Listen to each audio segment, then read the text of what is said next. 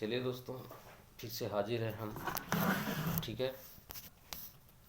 आपके लिए पंचायती राज का ऑडियो वीडियो लेक्चर लेकर भी हाजिर हो चुके हैं। ठीक, और इस वीडियो में आप सुनेंगे ग्राम सभा के बारे में। ठीक है दोस्तों, ग्राम सभा का जो वर्णन है वो अनुच्छेद पंचायती राज का जो अनुच्छेद है 243A या 243A या 243 का बोल सकते हैं ना, उसमें वर्णन है ग्राम सभा का। ठीक है, ग्राम सभा से अभिप्राय क्या है? तो ग्राम पंचायतों का दोस्तों जैसे कि निर्माण 2 से 3 गांवों को मिलाकर होता है ना। लेकिन अगर कोई बड़ा गांव है तो सिर्फ एक ही गांव को लेकर ग्राम पंचायत बनाया जा सकता है ना। एक ग्राम पंचायत में दोस्तों शामिल जो दूसरे गांव के लोग होते हैं ना, और उस ग्राम को जो दूसरा गांव होता है उसे आश्रित ग्राम कह दिया जाता है। जो दूसरे गांव के होते हैं लेकिन उसी पंचायत में शामिल रहते हैं, ठीक है, मेन पंचायत में, तो दूसरे को आश्रित ग्राम कह देते हैं। ग्राम पंचायत का जो मुख्यालय है वो किसी बड़े ग्राम में होना चाहिए, है ना, या फिर जहाँ पे ग्राम पंचायत पड़ता है वहाँ पे। ग्राम पंचायत या ग्राम सभा की दोस्तों इन दोनों की अधिसूचना जारी करता है राज्यपाल। ठीक है, राज्यपाल जो है ग्राम पंचायत या ग्राम सभा दोनों की अधिसूचना राज्यपाल ही जारी करता है। ठीक, ग्राम सभा दोस्तों किसे कहते हैं? ग्राम सभा उसे कहा जाता है या जहाँ गांव में निवासरत मतदाताओं का क्या होता है, समूह होता है, या समूह या सभा। ठीक है, जहाँ पे मतदाता जो है दोस्तों उनकी जो उम्र होती है 18 वर्ष से अधिक होनी चाहिए। ठीक, जिनकी मतदाता सूची में नाम हो, है ना, ऐसे लोगों का समूह होता है। ठीक है, जिनका नाम उस गांव के मतदाता सूची में हो, तो उसका नाम एक से अधिक गांव के मतदाता सूची में ना हो, ये भी आपको ध्यान देना है ग्राम सभा का परिभाषा देते हुए। अब दोस्तों डायरेक्ट हम आ जाते हैं ग्राम सभा की बैठकों के बारे में। तो ग्राम सभा की बैठक को दोस्तों आप क्या कहेंगे, सम्मेलन कहेंगे या सम्मिलन? तो ग्राम सभा की जो बैठकें होती है ना उसे सम्मिलन कहा जाता है, सम्मिलन। ठीक है, जबकि ग्राम पंचायत की बैठक को आम भाषा में सम्मेलन बोल देते हैं। ग्राम सभा की बैठक में ग्राम सभा के जो सभी सदस्य हैं वो शामिल होते हैं। इसमें ग्राम सभा की बैठक में ग्राम सभा के सभी सदस्य शामिल होने चाहिए। ग्राम सभा की बैठकें ग्राम पंचायत के जो अधीन किसी भी ग्राम में हो सकती है या किसी भी मुख्यालय में ग्राम सभा की बैठक किया जा सकता है। यानी यहाँ पे ये ध्यान देने ये बात यह है कि ग्राम सभा की बैठक किसी भी ग्राम में कराया जा सकता है, लेकिन वो ग्राम क्या होनी चाहिए, उस ग्राम पंचायत के अंदर आनी चाहिए। ठीक है, यह किसी भी ग्राम पंचायत मुख्यालय में हो सकती है। ग्राम सभा की दोस्तों साल में 6 बार न्यूनतम बैठकें होनी चाहिए। ग्राम सभा की साल में 6 न्यूनतम बैठकें तो होनी ही चाहिए कम से कम। ठीक है, संविधान में ऐसा उल्लेखित किया गया है। इनमें से जो 4 बैठक है, ठीक है, 6 जो बैठकें हमने बताया, इनमें से जो 4 बैठक है उसके लिए तो बतौर तिथि भी निर्धारित है कि इन तिथियों को ये बैठकें होनी ही चाहिए। जैसे कि 23 जनवरी हो गया, ठीक है, एक बैठक ग्राम सभा की 23 जनवरी को, फिर 14 अप्रैल को, फिर 20 अगस्त को, फिर 2 अक्टूबर को। ठीक, इसके अलावा, ठीक, इनके अलावा अब ये तो 4 हो गए, 23 जनवरी, 14 अप्रैल, 20 अगस्त, 2 अक्टूबर। इनके अलावा जून और नवंबर महीने में सुझाई गई तिथि को आयोजन किया जाएगा।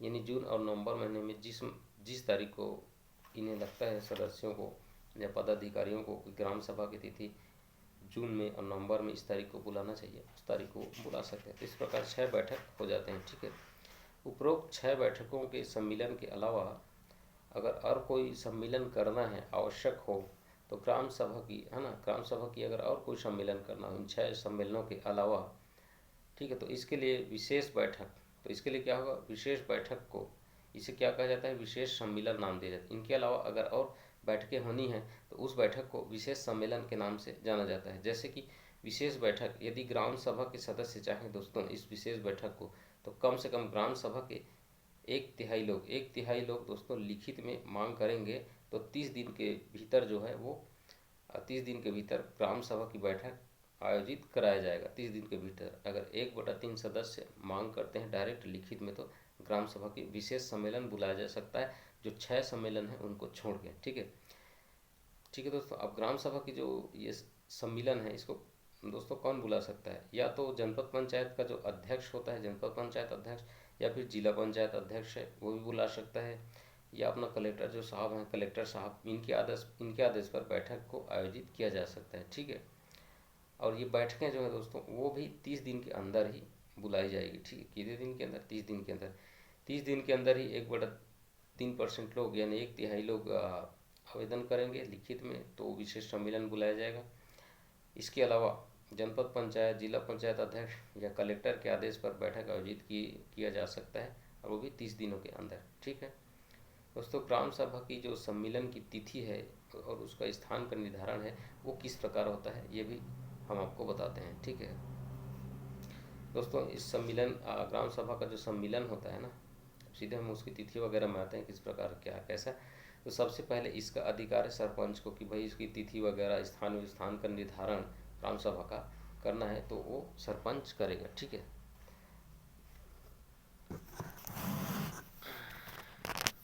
कौन करेगा? सरपंच करेगा, ठीक।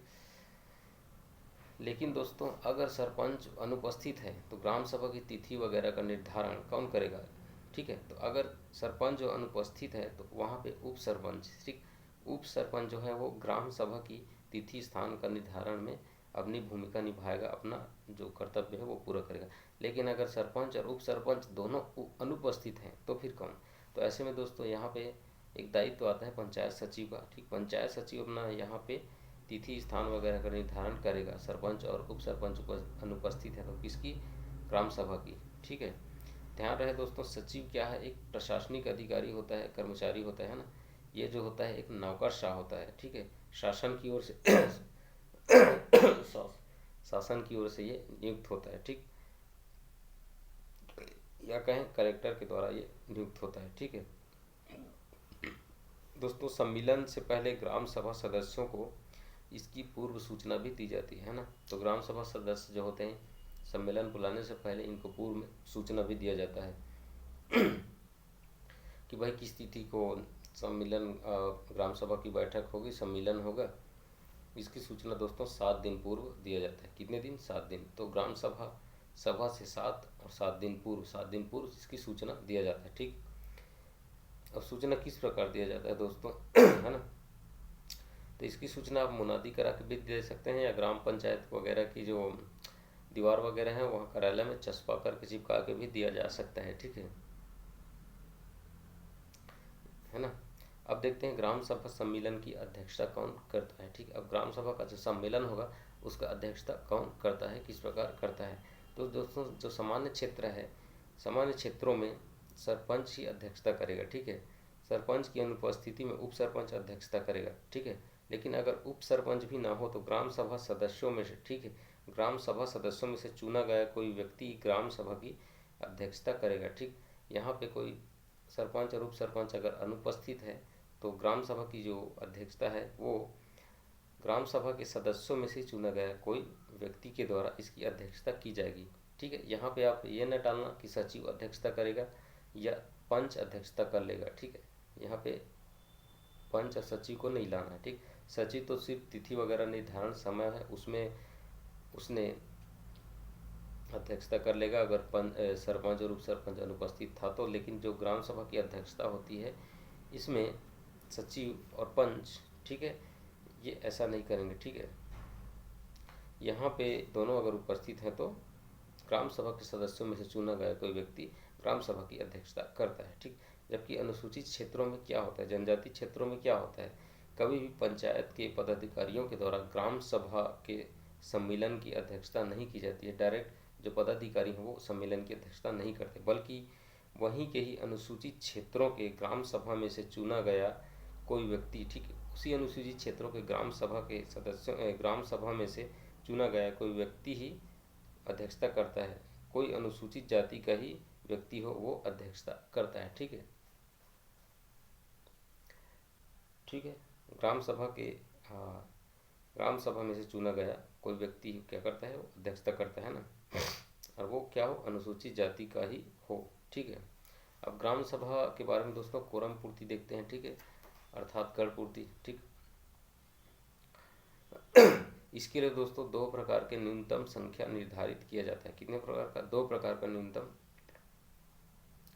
न्यूनतम संख्या निर्धारित है। सामान्य क्षेत्रों में अलग और अनुसूचित क्षेत्रों में अलग ग्राम सभा के लिए कोरम की आवश्यकता होती है। सामान्य क्षेत्र में कोरम जो है दोस्तों वो कुल सदस्य संख्या का 1/10 होता है। 1/10% लोग हों, ठीक है, ग्राम सभा बुलाने के लिए सामान्य सभा में, ठीक है, जिसमें 1/3 तो महिला ही होनी चाहिए। कितना?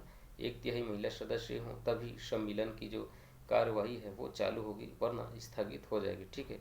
वहीं दोस्तों अनुसूचित क्षेत्रों के कोरम की अगर हम बात करें तो वहाँ पे 1-3-3 का ही जो सिद्धांत है वो लागू होता है। अर्थात अनुसूचित क्षेत्रों में कुल सदस्य संख्या का 1/3 होना चाहिए, जिसमें 1/3 महिला ही होनी चाहिए, ठीक है। जबकि सामान्य क्षेत्र में क्या है, 1/10 जरूरी है, लेकिन उसमें 1/3 महिला हो। लेकिन अनुसूचित क्षेत्रों में 1/3 जरूरी है, जिसमें 1/3 महिला होनी चाहिए, ठीक। बैठक स्थगन की घोषणा, ठीक है दोस्तों, बैठक स्थगन की घोषणा जो उस समय अध्यक्ष होगा दोस्तों वही करेगा उस बैठक की स्थगन की घोषणा, और अगली बैठक की तारीख वगैरह भी वही बताएगा। कौन? जो उस समय अध्यक्ष बना रहता है वही बताएगा कि अगली बैठक कब होगा, ठीक है, और वही बैठक का स्थगन भी करता है। हाँ, अगली बैठक में दोस्तों कोरम पूर्ति होगा कि नहीं होगा ये जरूरी नहीं है ना। कोरम पूर्ति के बाद जो अगली बैठक होता है उसमें कोरम पूर्ति जरूरी नहीं होता, और नए बैठक में दोस्तों नए विषय पर चर्चा भी नहीं किया जाता, ठीक है। खासकर 5 ऐसे विषय हैं दोस्तों जिस पर अगली बैठक जो होगी उस बैठक में जो भी हम 5 विषय बताने वाले हैं उन पर चर्चा नहीं होती है, ठीक है, क्योंकि वो बिना कोरम पूर्ति वाला होगा जो अगली बैठक होगा वो। तो इन महत्वपूर्ण विषयों पर वहाँ पे उस अगली बैठक में चर्चा नहीं की जाएगी, ठीक। वो विषय कौन कौन से हैं? तो वो विषय हैं, देखिए कौन से हैं वो विषय, ठीक। सबसे पहला है वार्षिक कार्य योजना के ऊपर कोई चर्चा नहीं किया जाएगा। हितग्राहियों का चयन अगर करना है, ठीक, तो ये तो सब बहुत महत्वपूर्ण विषय है, तो बिना गढ़ पूर्ति वाले ग्राम सम्मेलन में ऐसा नहीं कर सकते ना, ठीक। कोरम पूर्ति ना हो सके वहाँ हम ये सब नहीं कर सकते, ठीक है। इसके अलावा वार्षिक बजट में भी हम चर्चा नहीं कर सकते। वार्षिक लेखा एवं संपरीक्षा प्रतिवेदन इन पर भी चर्चा नहीं किया जा सकता, और प्रशासनिक रिपोर्ट वगैरह होती है इन पर भी चर्चा नहीं कर सकते, ठीक। ठीक दोस्तों, तो अब आगे चलते हैं ग्राम सभा में ही आगे बढ़ते हैं। कोरम पूर्ति ना होने पर क्या होगा दोस्तों? कोरम पूर्ति ना हो ग्राम सभा का तो दोस्तों ग्राम सभा की अगर लगातार 3 बैठकों में कोरम पूर्ति ना होने पर संबंधित जो सरपंच है उसको नोटिस जारी किया जाएगा, ठीक। अगर लगातार तीन बैठकों में कोरम पूर्ति नहीं होता है तो संबंधित सरपंच को नोटिस भेजा जाता है, नोटिस जारी किया जाता है, तथा आगामी 2 बैठकों में कोरम पूर्ति का उसको अवसर दिया जाता है, ठीक। पहले 3 बैठकों में कोरम पूर्ति न कर पाने के कारण उसको नोटिस दिया जाएगा, फिर आगामी 2 बैठकों में कोरम पूर्ति करने का एक अवसर उसको दिया जाएगा, ठीक है। लेकिन यदि फिर भी कोरम पूर्ति नहीं होता है तो सरपंच को अंतिम में अपनी बात कहने का एक मौका दिया जाएगा, ठीक है। इसके बाद सही नहीं पाए जाने पर उसको हटा दिया जाएगा, ठीक है। ठीक है दोस्तों, तो होगा कोरम पूर्ति ना होगा तो क्या होगा, ठीक है। उसके बाद हम देखते हैं संयुक्त सम्मेलन, ठीक है। यदि ग्राम पंचायत की ग्राम सभाओं के मध्य दोस्तों अगर ग्राम पंचायत की ग्राम सभाओं के मध्य अगर मतभेद हो जाता है ग्राम सभाओं के मध्य ही, तो उस विषय पर संयुक्त सम्मेलन बुलाकर निर्णय लेते हैं, ठीक है, जो कि सर्वमान्य निर्णय होता है, ठीक है दोस्तों। तो ये था ग्राम पंचायत का बहुत ही महत्वपूर्ण तथ्यों पर हमने बात किया, ठीक है। इसके बाद अगले विषय में हम देखेंगे दोस्तों पंचायतों के गठन और संरचना के बारे में, ठीक है।